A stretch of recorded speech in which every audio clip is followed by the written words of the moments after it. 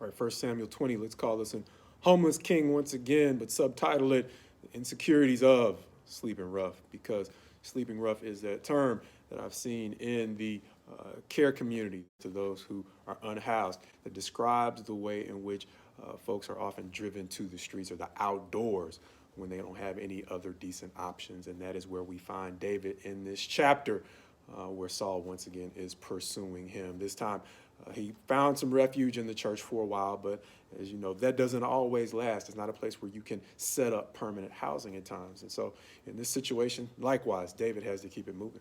And he's still searching for answers in his period of insecurity. And he goes back to Jonathan, but once again, he can't go back home even though he has a house to go to. And so he is going to sleep rough for a period of time out in the field while Jonathan tries to feel his father out once again to find out whether this thing is permanent or something that can be reconciled and healed. The bad news is Jonathan is going to find out that it does not appear that it's going to be healed. Why? Because this time in trying to reason with his father, he is going to be the one at whom Saul is throwing spears. And it's going to be quite clear that his response to Jonathan, his own son, is going to be an indication of what he intends for David. And so now it's going to seem that they are both going to be on the same page as to what Saul's intentions are and what he is allowing his insecurities to drive him into.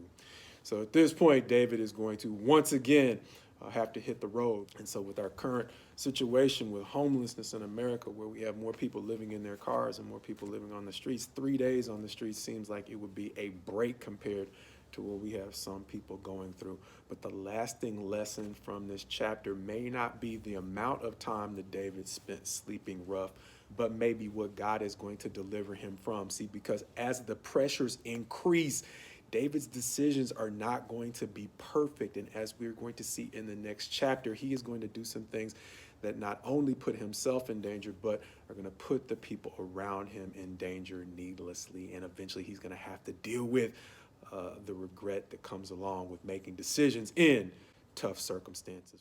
And so when the Bible describes David as a man after God's own heart, I don't think it's a coincidence that both God's physical king over Israel and his king over his church spent some time sleeping rough. Understanding that people who have been through what you've been through can understand you in ways that most people can't. And so when you realize that God is calling you into a kingdom, that just as he rewarded his kings for the period of time during which they slept rough, he has made that same promise to everyone. And in spite of the decisions they might have made under that kind of pressure, like David, are going to be able to rebound, to follow God out of those days of sleeping rough into something better that he has planned for each and every one of you.